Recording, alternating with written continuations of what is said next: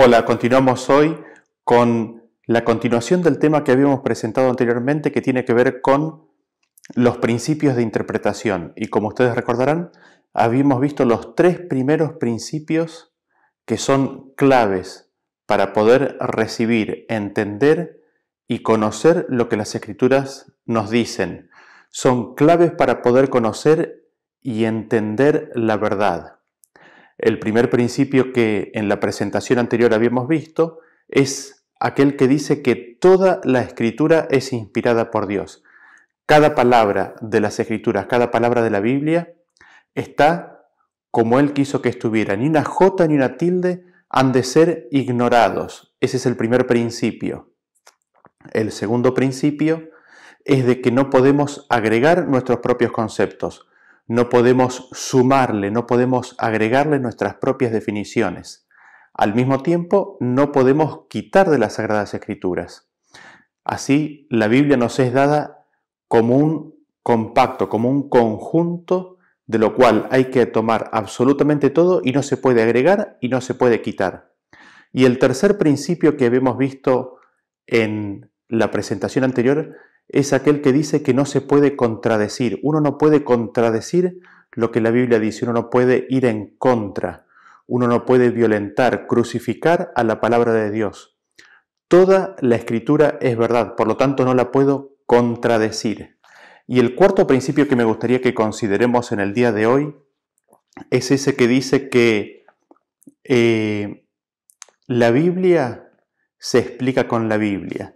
La Biblia no es de interpretación privada, es decir, no es lo que yo creo, lo que yo me imagino, tampoco es lo que mi grupo de mi religión dice, tampoco lo que mi cultura dice, sino que las Escrituras se explican con las Escrituras. Es la Biblia la que explica la Biblia. En ese sentido, nosotros no necesitamos poner sobre nuestros hombros el pesado peso de interpretar las Escrituras. ¿Por qué? Porque la interpretación no está en manos del hombre. Eso lo vamos a ver ahora en algunos versículos. Pero el punto clave de este cuarto principio de interpretación es que la interpretación está en las manos de las Escrituras. Si yo quiero entender y conocer un versículo, lo tengo que explicar con otro versículo y con otro versículo.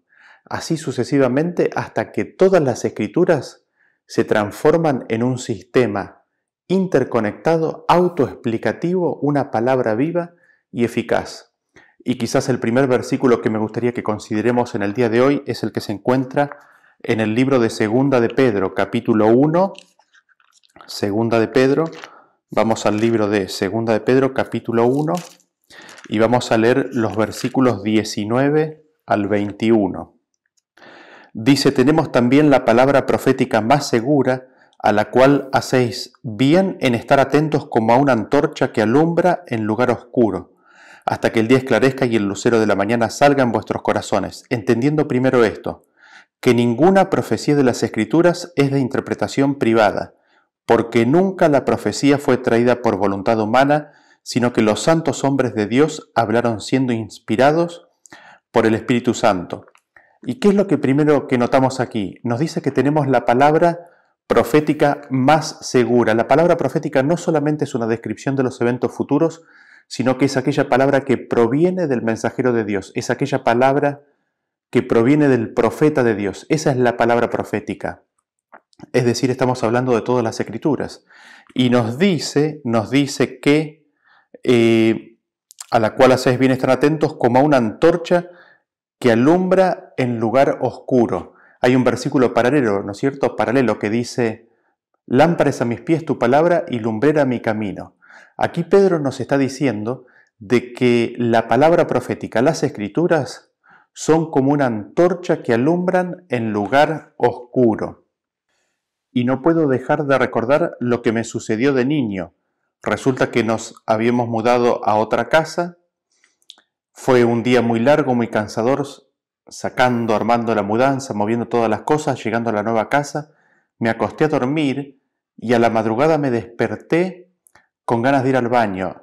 Pero en mi mente tenía el mapa de la casa anterior. Empiezo a buscar, voy hacia el baño y me topo con la pared.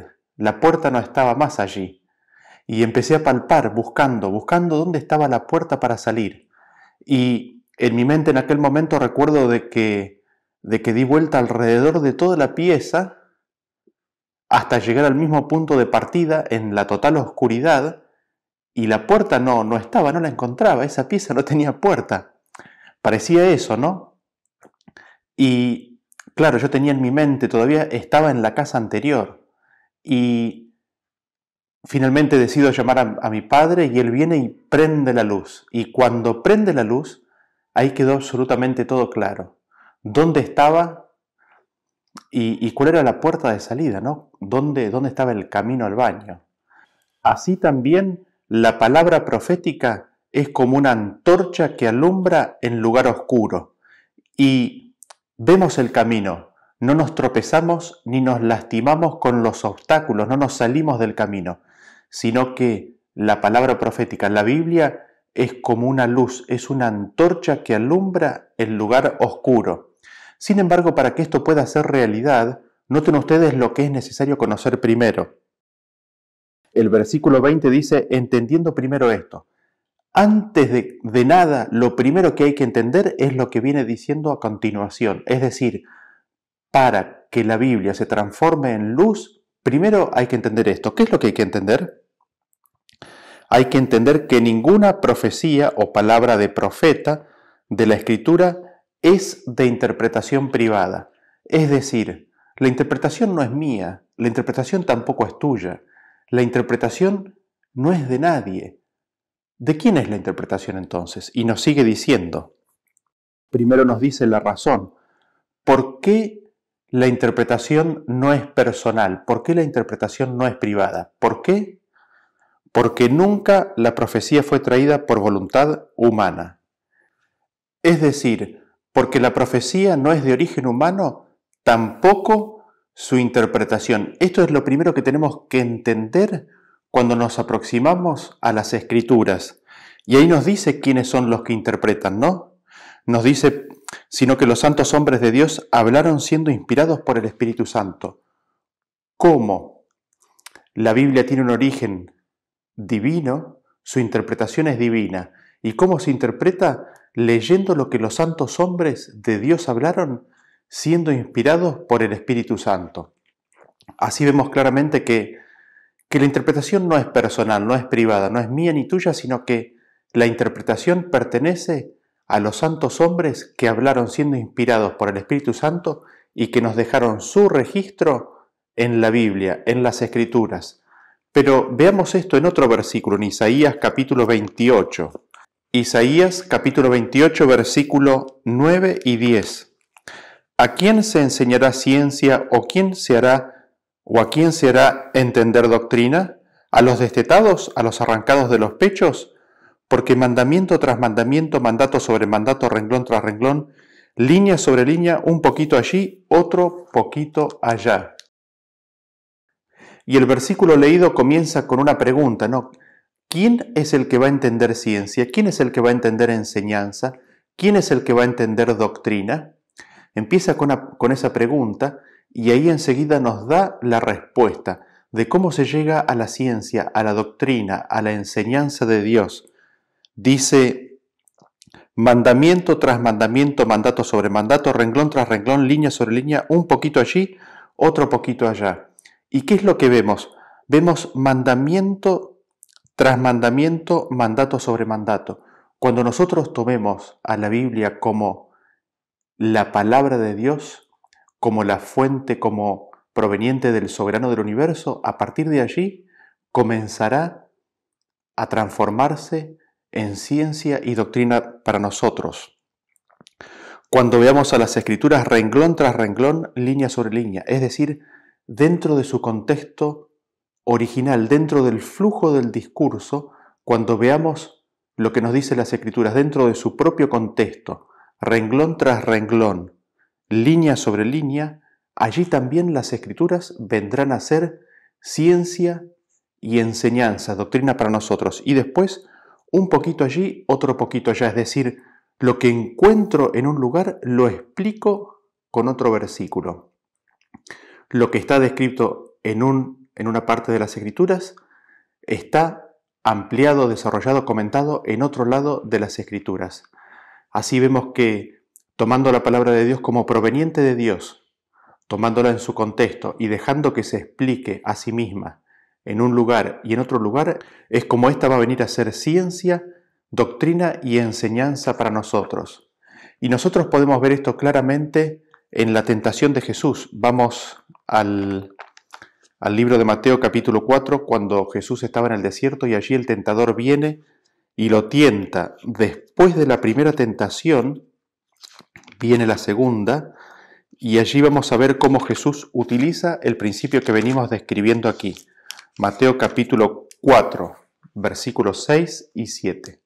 El versículo dice así: y le dijo, si eres hijo de Dios, échate abajo, porque escrito está, a sus ángeles mandará acerca de ti, y en sus manos te sostendrán para que no tropiece con tu pie en piedra. Jesús le dijo, escrito está también, no tentarás al Señor tu Dios. ¿Qué es lo que vemos en este versículo? En la primera tentación, Satanás tienta a Cristo y Cristo le responde, escrito está. Entonces ahora en esta segunda tentación, el tentador le cita a Jesús las Escrituras, como diciéndole, ya que te afirmas y crees en la palabra de Dios, haz lo siguiente, arrójate del templo, arrójate del pináculo del templo. ¿Por qué? Porque está prometido de que Dios te va a cuidar. Y noten ustedes cómo Jesús responde. Jesús no niega la promesa, Jesús no niega que eso está escrito, sino que Jesús dice, escrito está también. Es decir, para entender esa primera promesa que Lucifer citó, es necesario agregarle otra palabra de Dios. ¿Y qué es lo que está escrito también? No tentarás al Señor tu Dios. Es decir, Jesús aquí nos está enseñando de que cuando queremos entender un versículo, tenemos que explicarlo con otro. No se niega la existencia del primer versículo, sino que el significado, el alcance de ese versículo está delimitado por otros versículos.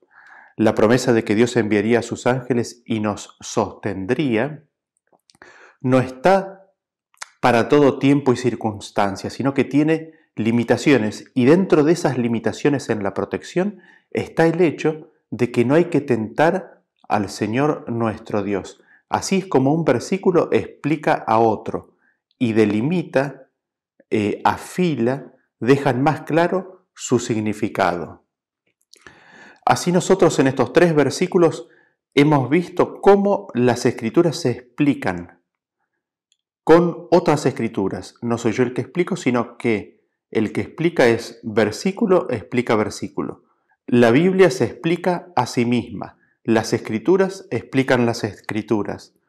Y quizás una de las primeras cosas que tendríamos que tomar nota es el hecho de que las Escrituras siempre se leen en sentido literal, a menos que encontremos por el contexto, por lo que explica la historia o por lo que las Escrituras explican en otro lugar, de que le cabe un significado espiritual. Volvámoslo a decir, las Escrituras siempre se leen en sentido literal, exactamente así como está escrito y como dice, a menos que por el contexto, por lo que se viene diciendo, o porque esté explicado así en las Escrituras en otro lugar, se aplique un significado espiritual. Ahora, veamos este mismo principio enseñado en 2 versículos. Lo interesante de estos 2 ejemplos que vamos a ver es de que hay que usar este mismo principio de explicarlo con las Escrituras para poder ver de que enseña el principio de que las Escrituras se explican con las Escrituras. Espero de que no haya sido muy enrevesado lo que quise decir. Los 2 ejemplos que vamos a ver enseñan este principio. ¿Cómo lo hacen? Para verlo hay que aplicarlo. Veamos el primero. Se encuentra en Proverbios capítulo 27. Vamos a leer el libro de Proverbios capítulo 27 y leemos el versículo 17. Dice así: hierro con hierro se aguza y así el hombre aguza el rostro de su amigo. ¿Qué es lo primero que vemos? Lo primero que vemos es de que cuando uno frota un hierro con otro hierro, se aguza, se afila. Todos aquellos que hemos visitado una carnicería sabemos que esto es así. Vemos al carnicero frotando 2 cuchillos, ¿no? O frotando dos hojas de hierro para aguzar, para afilar el cuchillo. Cuando nosotros afilamos el cuchillo, viene la fuerza, ¿no es cierto? De hecho, esto lo encontramos en el libro de Eclesiastés. Vamos al libro de Eclesiastés, capítulo 10. El versículo 10 nos dice así: si se embotara el hierro y su filo no fuere amolado, hay que añadir entonces más fuerza, pero la sabiduría es provechosa para dirigir. Es decir, cuando el cuchillo o cuando el hierro no está afilado, se requiere más fuerza para poder hacer su función, que es la de cortar. Sin embargo, si está afilado, no hace falta el uso de la fuerza. Y aquí tenemos otro elemento adicional, que es la sabiduría. Si la sabiduría está presente, sabrá dirigir el corte del cuchillo y la fuerza precisa como para minimizar el esfuerzo requerido para realizar el corte. Así vemos que el filo y la sabiduría aprovechan para poder hacer el corte en forma eficiente y con la menor fuerza posible. Y no podemos dejar de recordar lo que dice Números, capítulo 35, versículo 16. Y con esto definimos que el instrumento de hierro, o el hierro, es de hecho un cuchillo, una espada. 35, 16 nos dice así: si con instrumento de hierro lo hiriere y muriere, homicida es, el homicida morirá. Es decir, cuando estamos hablando de un instrumento de hierro, también estamos hablando de un cuchillo o de una espada, estamos hablando de esto. Y naturalmente tenemos, cuando consideramos lo que venimos diciendo, ¿no? De que hierro con hierro se aguza, se afila, no podemos dejar de recordar lo que nos dice el libro de Hebreos, capítulo 4.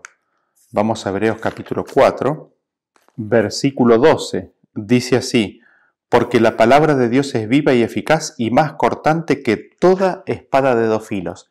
Aquí nosotros vemos que las escrituras mismas nos comparan y nos dicen de que la Biblia, la palabra de Dios, es similar a una espada cortante de dos filos. Y ahí volvemos al Proverbios que recién leímos, o al proverbio que recién leímos, el de 27:17, que dice: hierro con hierro se acusa, y así el hombre aguza el rostro de su amigo. Naturalmente este tiene un significado literal de que el hierro, cuando se frota con otro hierro, se afila, se aguza.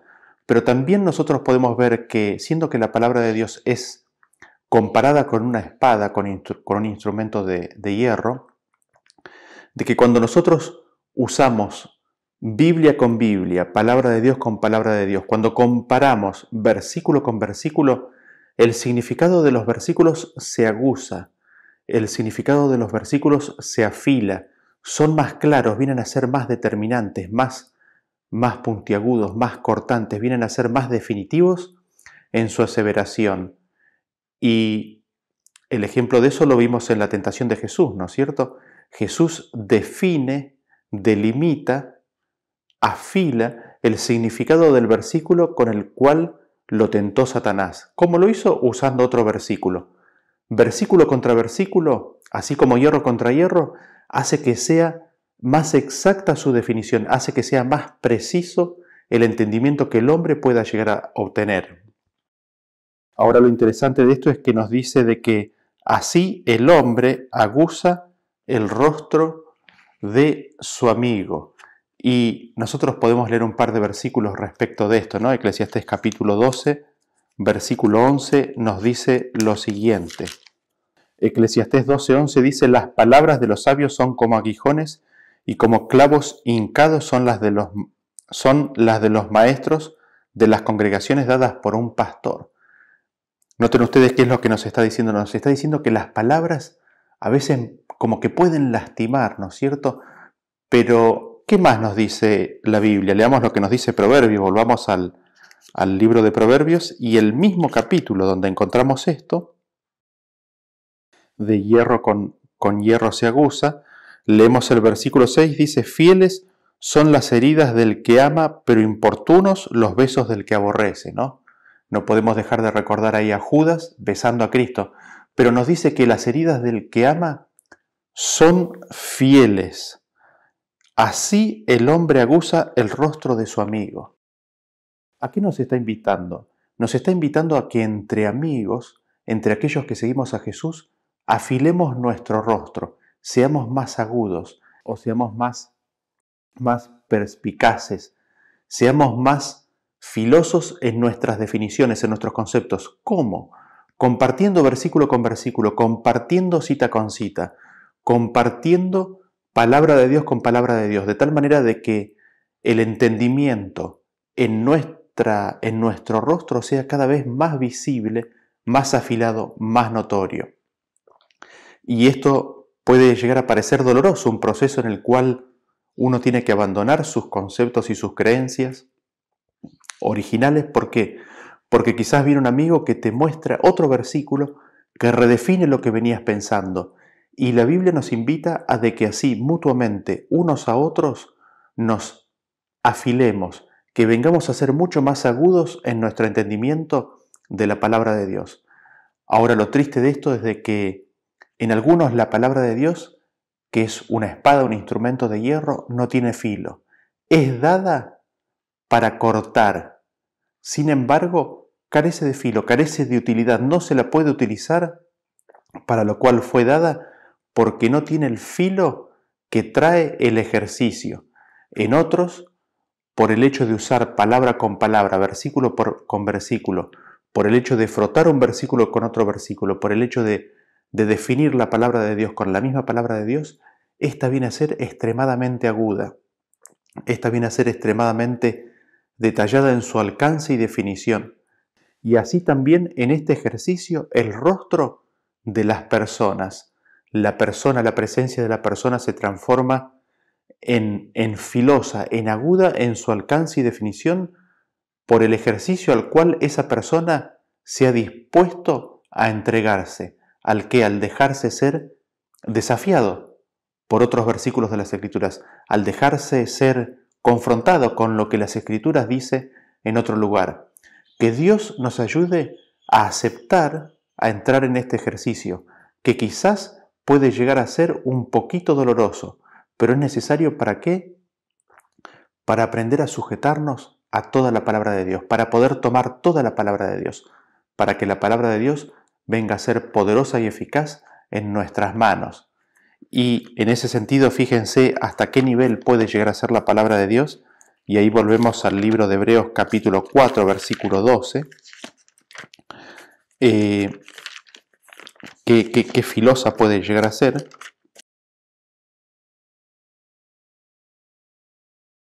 Lo leímos recién. Dice, porque la palabra de Dios es viva y eficaz y más cortante que toda espada de dos filos y penetra hasta partir el alma y el espíritu, las coyunturas y los tuétanos, y discierne los pensamientos y las intenciones del corazón.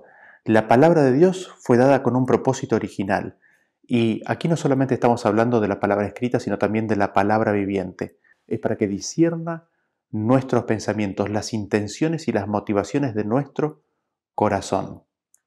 Así vemos que en este versículo de hierro contra hierro se aguza, que en un principio tiene una aplicación inmediata, lógica y natural de que el hierro afila el hierro cuando se lo frota, vemos que también tiene un significado espiritual, que es el del principio que venimos mencionando en el día de hoy. La escritura se interpreta, se explica, viene a ser mucho más clara, más precisa, alcanza el punto de enseñanza, de ciencia, de doctrina, cuando la dejamos explicar con otra palabra de Dios, con otro versículo. Versículo explica versículo. Y así la palabra de Dios y nosotros mismos venimos a ser más eficientes y útiles por el propósito o para el propósito con el cual fuimos llamados. Veamos ahora el segundo ejemplo que tenemos de este principio siendo enseñado al utilizar y ejercitar este mismo principio. Lo encontramos en el libro de Isaías capítulo 7, versículo 14 y 15. Dice así: Por tanto el Señor mismo os dará señal. He aquí que la Virgen concebirá y dará a luz un hijo y llamará su nombre Emmanuel. Comerá mantequilla y miel hasta que sepa desechar lo malo y escoger lo bueno. Y nosotros leemos de que Manuel comerá mantequilla y miel hasta que sepa desechar lo malo y escoger lo bueno. Y parecería que hay una relación, ¿no es cierto?, entre comer mantequilla y miel y saber desechar lo malo y elegir lo bueno. Y quizás lo primero que tendremos que hacer es definir, ¿no? Miel, ¿qué es la miel? ¿O a qué se compara el comer con comer la miel, ¿no? Y el primer versículo que me gustaría usar aquí para definir estos términos y ampliar el entendimiento que nosotros tenemos, vamos al libro de Salmos, capítulo 119, versículo 103. Dice así: «Cuán dulces son a mi paladar tus palabras, más que la miel a mi boca». Noten ustedes que aquí el salmista está diciendo que las palabras de Dios son dulces, son agradables más que la miel en el paladar.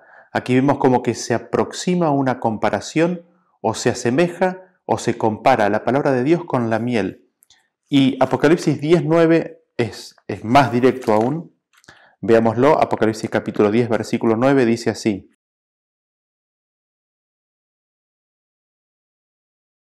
dice, y fui al ángel diciéndole que me diese el librito, y él me dijo, toma y cómelo, y te amargará el vientre, pero en tu boca será dulce como la miel. Así nosotros vemos que las palabras de Dios, la palabra de Dios es asemejada, es comparada con la miel. Recordemos, ¿no?, de que Emanuel iba a comer mantequilla y miel hasta que supiera rechazar lo malo y elegir lo bueno. Nosotros vemos que la miel es comparada a la palabra de Dios, ¿no es cierto? Veamos ahora la mantequilla, Proverbios capítulo 30, versículo 33, dice así. Dice, ciertamente el que bate la leche sacará mantequilla. Y después sigue diciendo algunas cosas más, pero nos interesa solamente el principio de este versículo. Ahí vemos que la mantequilla sale de la leche y nos dice que el que bate la leche, es decir, leche contra leche, el agitar la leche, el batir la leche, es lo que produce la mantequilla. ¿Y qué es la leche? Vamos al libro de Hebreos, capítulo 5, versículo 11 al 14, y veamos lo que nos dice. Hebreos 5, 11 al 14, nos dice Pablo, ¿no? Dice, acerca de esto tenemos mucho que decir y difícil de explicar por cuantos habéis hechos tardos para oír, porque debiendo ser ya maestros, después de tanto tiempo, tenéis necesidad de que se os vuelva a enseñar cuáles son los primeros rudimentos de las palabras de Dios.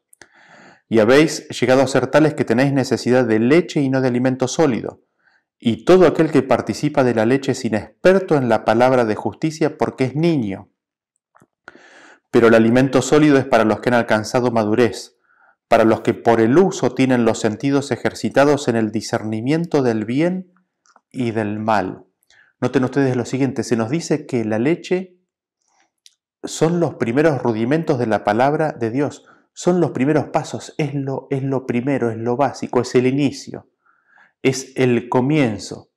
Y no podemos dejar de traer a la memoria de que el Evangelio básicamente es de que el hombre acepte a Cristo, que sea bautizado y que nazca a una nueva vida, que sea nacido del Espíritu. Y cuando nace un ser humano, lo primero que toma es leche. Así también en la vida espiritual. Lo primero que tiene que recibir son los rudimentos de la fe, los rudimentos de la palabra de Dios. La leche son los rudimentos de la palabra de Dios. Y de hecho el contexto ahí mismo nos dice cuáles son esos rudimentos o cuál es la leche. El 6.1 dice, por tanto, dejando ya los rudimentos de la doctrina de Cristo, vamos adelante a la perfección, no echando otra vez el fundamento del, y acá empieza a describir qué es la leche, ¿no? Dice, del arrepentimiento de obras muertas, de la fe en Dios, de la doctrina de bautismos, de la imposición de manos, de la resurrección de los muertos, del juicio eterno.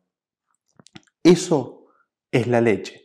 Son los rudimentos de la palabra de Dios. Es el verdadero principio con el cual aquel que recién nace a la vida espiritual debe comenzar a recibir y a entender. Ahora, el versículo de Proverbios nos decía que aquel que bate leche sacará mantequilla.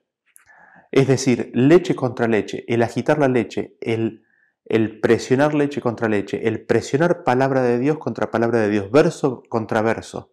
No en oposición, sino en juntarlos para redefinir, para aguzar el significado, para expandir el significado, es lo que termina produciendo la mantequilla, el alimento sólido.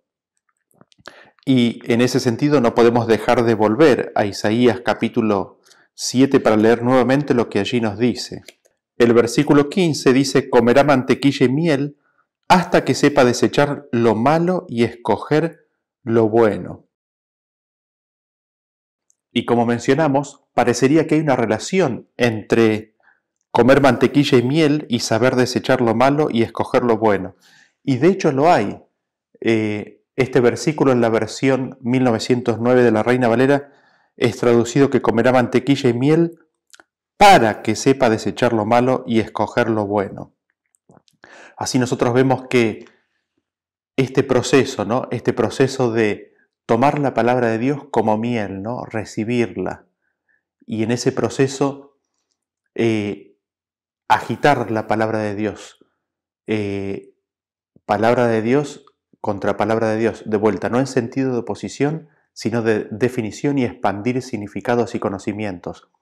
Palabra de Dios contra palabra de Dios, versículo contra versículo, espada contra espada, todo eso, ¿qué es lo que hace? Aguza, incrementa el significado y el entendimiento y viene a ser alimento. Ahora salimos de la ilustración de la espada y entramos en la ilustración del alimento. Viene a ser alimento que nutre, deja de ser leche y pasa a ser alimento sólido que llena el alma y permite el crecimiento del hombre espiritual. Así vemos como en este segundo ejemplo se nos enseña este principio de que las Escrituras explican a las Escrituras. Ahora, habiendo dicho todo esto, necesitamos agregar un concepto adicional.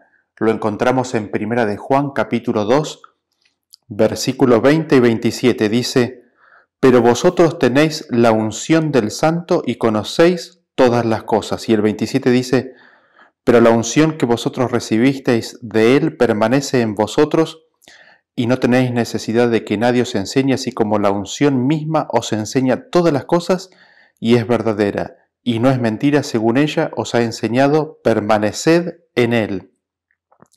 Noten ustedes que nos dice que las Escrituras nos dicen de que tenemos la unción del Santo. ¿Quién es el Santo? El Santo de Israel es Jesús. Y de Jesús nosotros, ¿qué es lo que recibimos? Recibimos la unción, el ungimiento del Espíritu. El Espíritu proviene de Dios, que lo recibe Cristo, y Cristo nos da la unción, el Espíritu Santo. Y el Espíritu Santo dice que nos enseña todas las cosas. Así nosotros vemos que en el estudio de las Escrituras es clave, fundamental, estar en comunión estrecha con Cristo, con el Santo de Israel. ¿Por qué? Porque Él nos da la unción, el ungimiento del Espíritu que nos permite entender y comprender su palabra, que nos permite entender y ser enseñados en las Escrituras. Nosotros esto lo vemos en el libro de Juan, capítulo 15, versículo 26. Dice así: pero cuando venga el Consolador, a quien yo os enviaré del Padre, el Espíritu de verdad, el cual procede del Padre, Él dará testimonio acerca de mí. Es decir, el Consolador, el Espíritu Santo, nos enseñará respecto de Cristo. Y en el capítulo anterior, el mismo versículo, capítulo 14, versículo 26, hablando del Consolador, dice así: mas el Consolador, el Espíritu Santo, a quien el Padre enviará en mi nombre, Él os enseñará todas las cosas y os recordará todo lo que yo os he dicho. ¿Qué es lo que vemos aquí? De que en el estudio de las Escrituras, en la interpretación de las Escrituras, es clave y fundamental tener el Consolador, la presencia de Cristo en nuestro corazón. ¿Por qué? Porque Él nos enseñará todas las cosas. Él nos guiará en el entendimiento y en la recepción de la palabra de Dios. Es Él el que nos llevará en el crecimiento de ser un bebé en la fe hasta una persona adulta hecho semejante a la estatura de Cristo. Y me gustaría cerrar aquí el tema recordando un poco lo que hemos visto. Tenemos varios principios de interpretación para entender, recibir y conocer las Escrituras y conocer a Dios. ¿Cuáles son estos principios? Estos principios para conocer y llegar a la verdad, hemos visto hasta ahora 4. El primero, toda la Escritura es inspirada. No puedo elegir, esto no es un menú, es todo, absolutamente toda la Escritura es inspirada y ha de ser tomada. En segundo lugar, no puedo agregar, no puedo quitar. En tercer lugar, no puedo contradecir.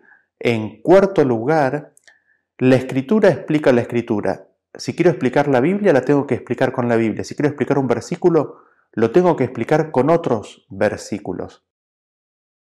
La responsabilidad de la interpretación no es personal, no es propia. Ninguno de nosotros tenemos la responsabilidad de interpretar las Escrituras.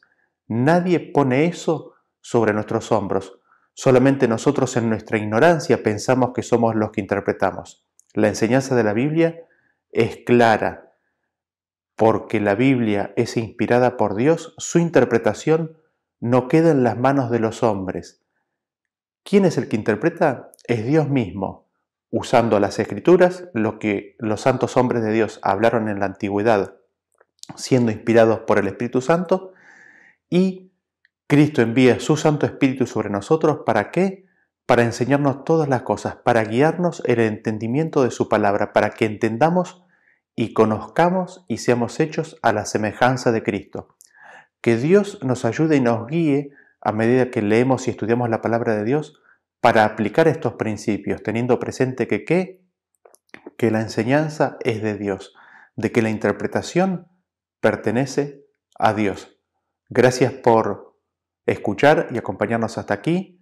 Vamos a continuar el próximo tema, donde vamos a cerrar esta serie de temas en los cuales desarrollamos cómo se lee, cómo se llega a la verdad en el estudio de las Escrituras.